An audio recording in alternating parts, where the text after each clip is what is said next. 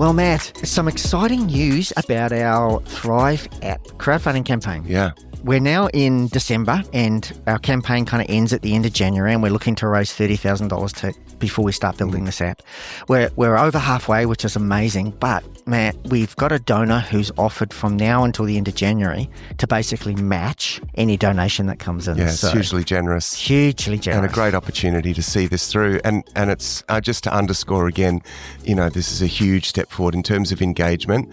People being able to have these resources on their device and with them to be able to use in the car and so forth. Yeah, but also, Matt, I think all together in one place, because at the moment they listen to the podcasts here and they read the Thrive Bible Reading Guide there, and then there's these other video-generated resources we've got on discipleship. And so having all of that in one place, I think really is the added value to having this app. And I think you're totally right. This will give us just a greater capacity to reach more.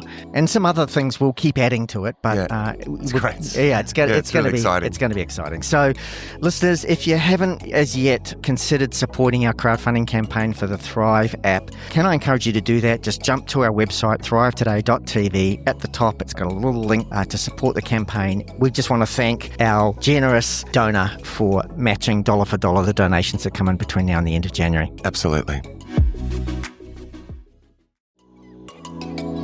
Welcome to Thrive Deeper, the show based on the Thrive Bible Reading Guides. This is an ongoing conversation about God's Word with Thrive author, Dr. Matthew Jacoby. Well, good morning, Matt. Morning. Back from a short trip to Tasmania. Yeah. And a late night last night, so we'll see how you go this morning, eh? It's an unusual one today, Stu, it is, isn't it? It is an odd one, the Song of Songs or the Song of Solomon. And welcome, listeners. Great to have you with us with Thrive Deeper. Yeah, Matt, it is an odd one. And as I read through the book again, it's kind of hard not to ask the question, what on earth is this doing in the middle of the Bible? There's no mention of God or covenant or law or Israel's history or pointing. It doesn't seem to be anything pointing forward to Jesus. It almost feels just like a bit of erotic poetry right in the middle of the Bible, just to kind of break it up a bit. Here's the halftime break. Yeah. Okay, let's see if we can imbue it with a little more significance than that. Well, I mean, this is an interesting issue, isn't it? Because I guess one question is why not? And as I thought about this, I thought about the way in our culture we tend to segment life. Yeah, there's spiritual things. And then there's sort of other things. And it's not to, in any way, obliterate the idea that, yes, some things are sacred and some things are profane. But, there's still something problematic about that, the way that we segment life up like that. And this is a piece of ancient writing. This is ancient poetry. Celebrating love, and it belongs in the biblical tradition, right? It's in the Hebrew. It belongs alongside the other writings. I mean, probably, and we'll say a bit more about this, but probably around the same time as Proverbs, and belonging probably to the time of Solomon. I'll say why. I think there's a good case for that. And, that was a time of artistic flourishing and, lots of cultural things happening during that time. It was a bit of a golden age for art and culture under Solomon's kingdom. And so these, love poems exist in that ancient world. I mean, we've discovered love poems from different cultures around Israel. And this is using similar imagery and forms. And so it's just included here because it belongs to that era, and it's seen to say something important about what is one of the most prominent parts of life. Yeah. Which is romantic sexual relationships. So again, I come back to the question, well, why not? Because this is such a big part of life, and this is celebrating that big part of life. Does it need to mention God, or does it need to have what we would perhaps think of it as a explicit theological message in order for it to be justified? Now, there has been a school of thought that has felt, well, it does need to have that, and so we'll see it as an allegory. And so the allegorical interpretations have in the past, have in the past been quite popular, and so this is about Christ and the church and so forth. That, I think, comes out of this sense that, well, the Bible wouldn't just have a book about love and romantic relationships. There's almost a kind of Platonism at work, yes. that those, those fleshly sort of things, that all belongs to the physicality and sensuality, yes. and that's got nothing to do. There's nothing spiritual about that. But I think that's a problem. But I think that's the point as well, maybe, because you say, this belongs here, but then there's probably hundreds of other writings that could, under that pretext, belong here as well from a similar time. Traditional biblical writings. But this is in here, and I wondered whether, in fact, talking about the Plato thing there, whether in fact this is actually trying to say something about God's view of embodiment, about the desire and relational intimacy, and the fact that it's not something we should be ashamed of. It's not something we should try to pass aside as just a necessary kind of evil, for want of a better word. But it's actually something God wants us to celebrate. That's right. I would take this book as exactly that, as a celebration and an affirmation of physical and romantic love. Mm-hmm. And so I think that's a topic that is absolutely worthy of celebration. It's worthy of being in the Bible. It's such a prominent part of life. And the book actually has a significant message about that. And we'll get to that in a moment. I think it's saying some important things, even quite countercultural things for the time, about romantic love and sexuality. So it does actually have a message, and we'll get to that. But first of all, in terms of the when and the who of this book, I think it's worth saying a few things about that, Stu. As I said, this kind of poetry, this is very poetic. So this is poetry through and through. And this is partly why there's a strong, as well as the fact that it begins with Solomon's Song of Songs. Okay, so the question then is there any reason to doubt that it belongs to the period of Solomon? Now, when it says Solomon's Songs of Songs, these are songs of Solomon. It's a little bit like when the Psalms, in the traditional inscriptions in the Psalms, when they say a Psalm of David. Yes. Like, that could easily mean that it belongs to a collection of David, or to even perhaps about David, or reflects, a period in David's life. It's a way of referring to a collection. Now, this may be the case here, that this is not necessarily written by Solomon. In fact, it actually looks in a lot of cases it's written in another voice. Okay. Solomon, perhaps could be a character in this, in a way. One, interesting suggestion, and I think this has supporters, is that this was actually written by a female courtesan, because most of this book actually is in the female voice. Yes, which is one of the unusual things I noted. Yeah. It's really the woman taking the lead a lot of it, initiating the conversation and taking the lead a lot of the time. Yeah, so that's quite a popular view, to see a female author behind these songs. I think the other thing, perhaps Matt and I read it this way, Song of Songs, is kind of like saying this is the song of all of the songs. In other words, this is the ultimate song.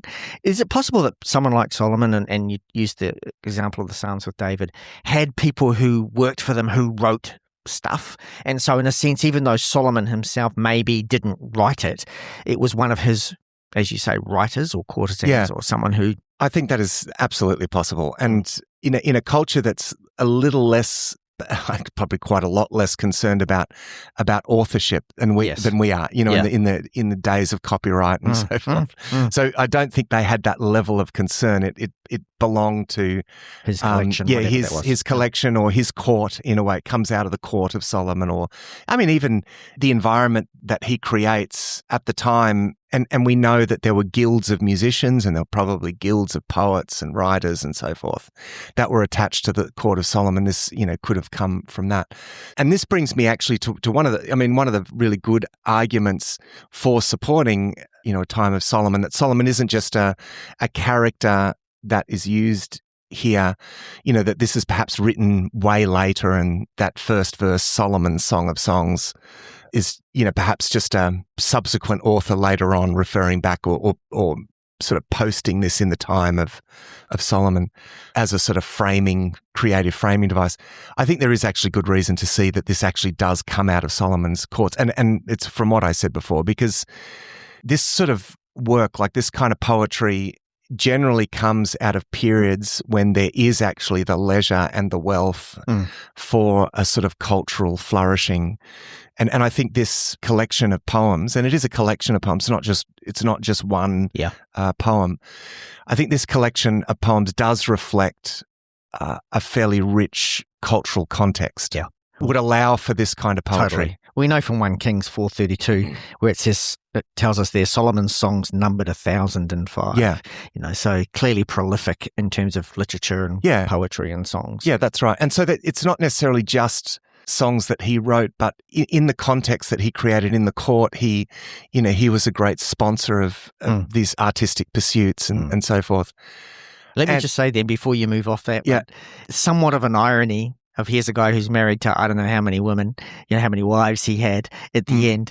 And this feels very much like unique one-on-one love, not one of hundreds. Yeah. Well, this is scholarly discussions about this book and about the authorship of this book. I mean, one suggestion is that, this belongs to early in his reign. Right. That's one suggestion that's been made. Another suggestion is that this goes the other way, where this is sort of towards the end, but he's decided, a little bit like what we may say about Ecclesiastes in some sense, right. Is Solomon reflecting back? If it's written subsequently, it's creating this character Solomon that sort of looks back. It's a subsequent reflection on the life of Solomon. Yeah. And one suggestion for the authorship of this is that, this is Solomon who has fallen in love with this Shulamite girl. We don't really know who this is, but she's a character in this. She's the key sort of female character in this. And, he's decided, no, monogamous love is absolutely the way to go. Now, the problem I have with that is that then it's basically saying, he's right, that's it.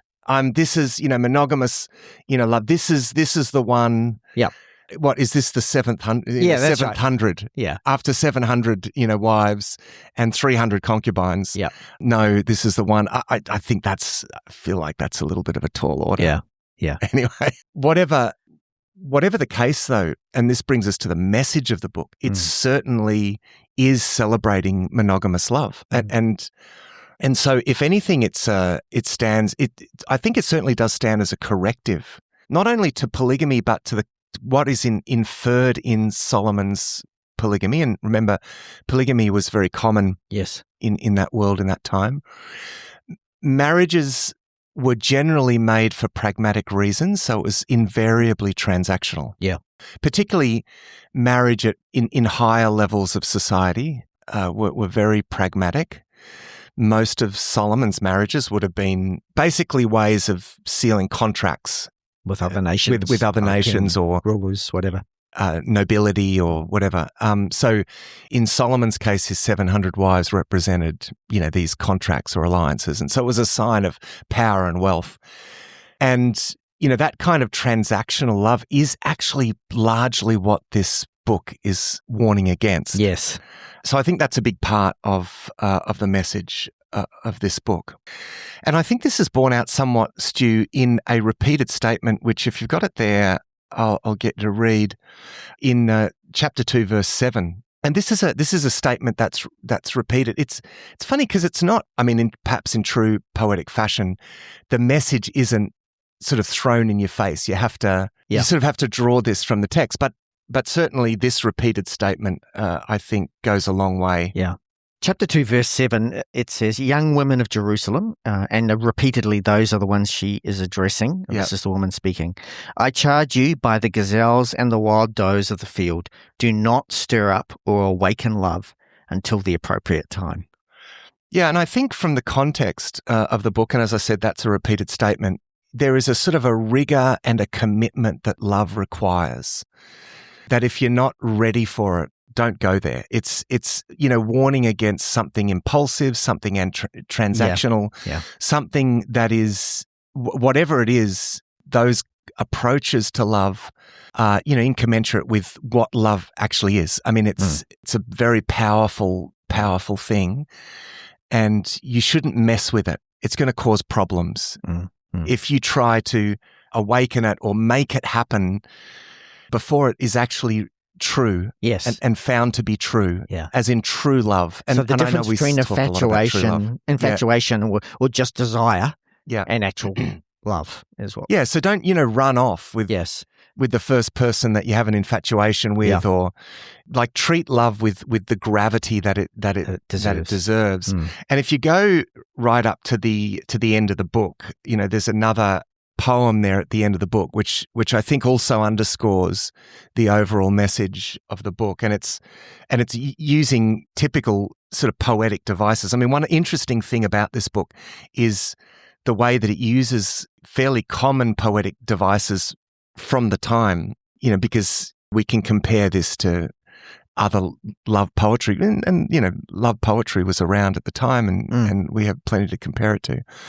And, similar sort of imagery going on here, which is partly why that itself actually is strong evidence for the fact that this was never meant to be an allegory, because it's using similar devices to what clearly was actually love poetry, a celebration of love, of sexual and romantic love in other cultures.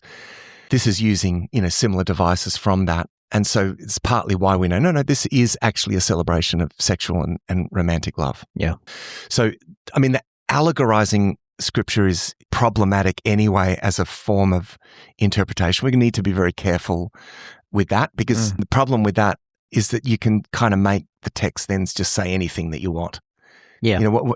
It's not to say that there aren't sometimes sort of double meanings or, things like that, but it has to be evident from the text itself that that's the case.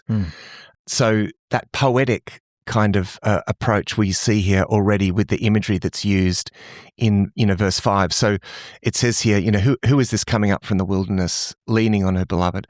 And it goes on to say, under the apple tree I roused you. There your mother conceived you. There she who was in labor gave you birth. And the apple tree is quite a common ancient symbol for romantic and particularly sexual love. It's perhaps a tactful way of talking about sexuality. This is connected.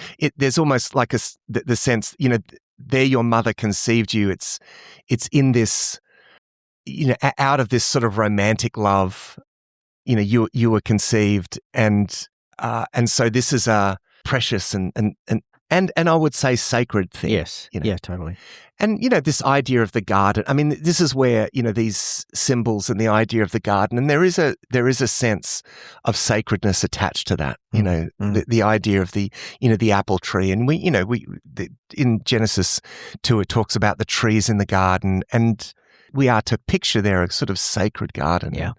I think there's a sense throughout this book that sexuality is sacred. And the fact that we have a book of the Bible that celebrates that, I think, puts sexual love in the realm of the sacred. Yeah.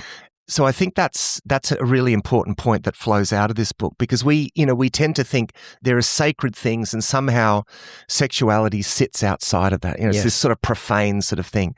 But actually, no, it's a deeply sacred thing. It's through sexual love that the marriage relationship between a man and a woman is consummated. And that marriage relationship is an image-bearing thing. I mean, it's a sacred image-bearing thing.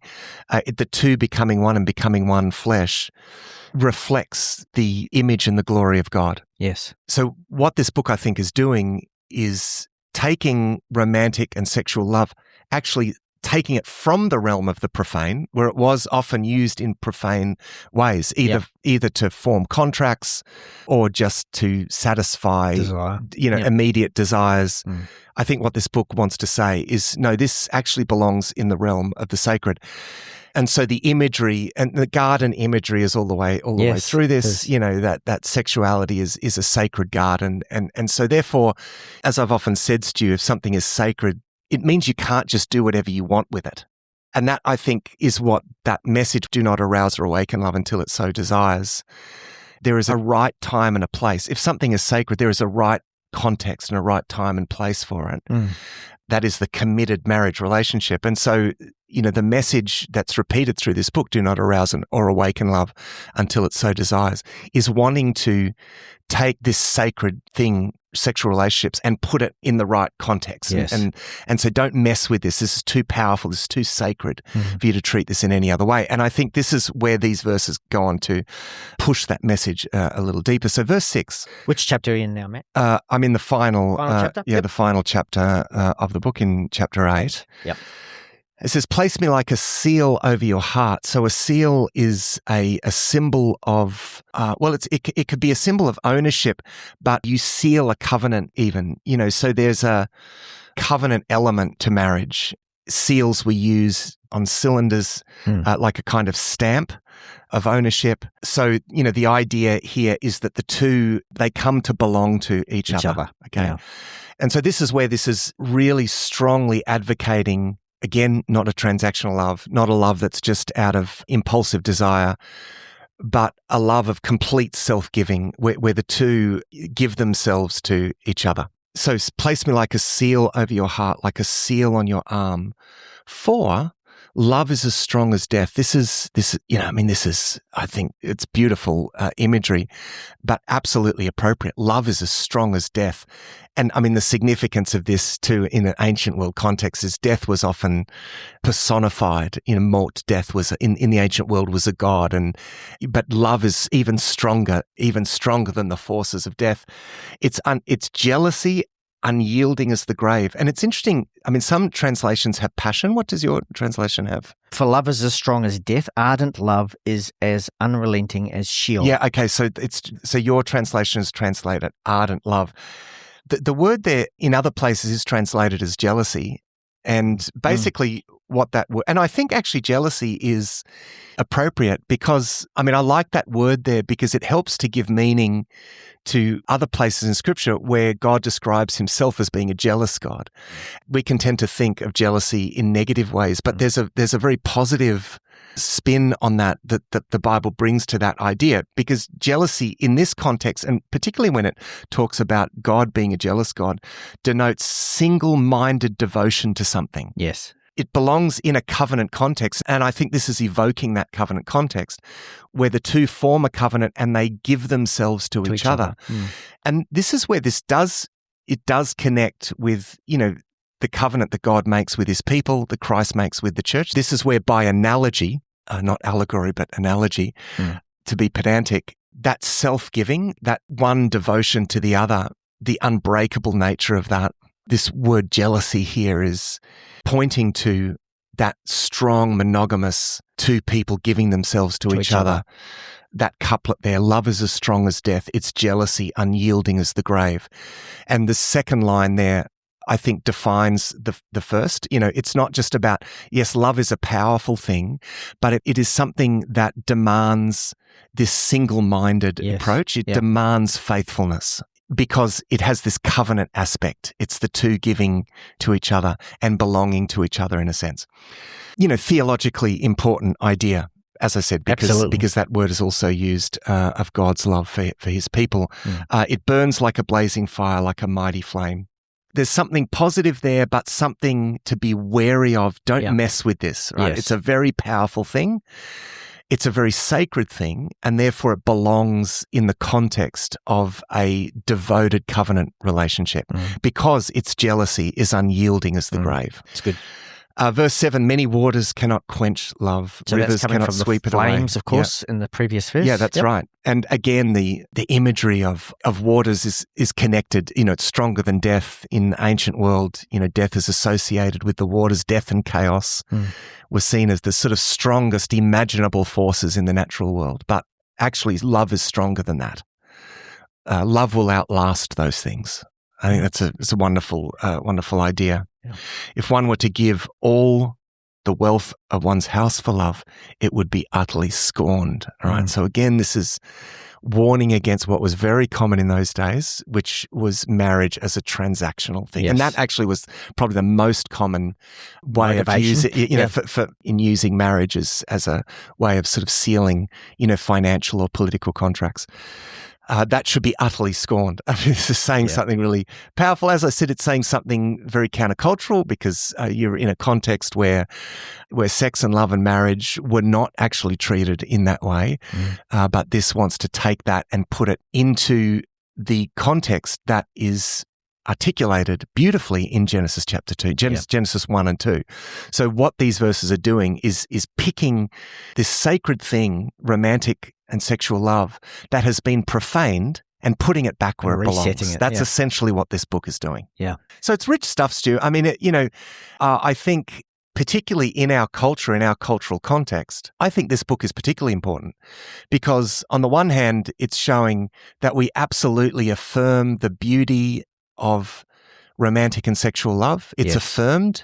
It's not something that we cast aspersions on in any sense as Christians. It's a beautiful thing and it's a gift of God. But it's also a sacred thing. Yeah. And because it's a sacred thing, it can't be treated in any way that we want.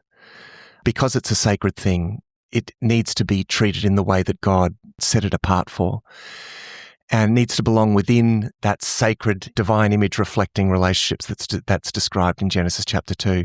That is the context and it needs to belong within an unyielding lifelong covenant. Yeah.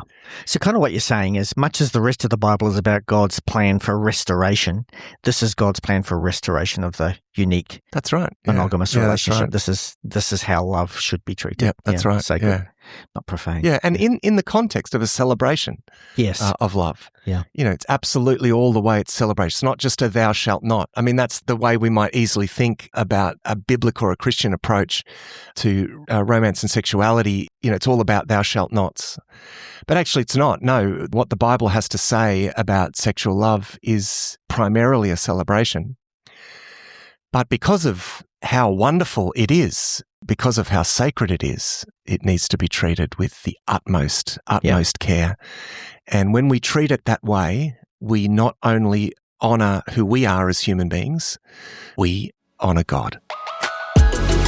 Thanks for listening to this episode of Thrive Deeper. Our home on the internet is thrivetoday.tv. You can contact us, ask questions, see all our resources and much more at our website thrivetoday.tv. We really appreciate the questions and thoughts about what you're reading as we go through the Bible with Thrive.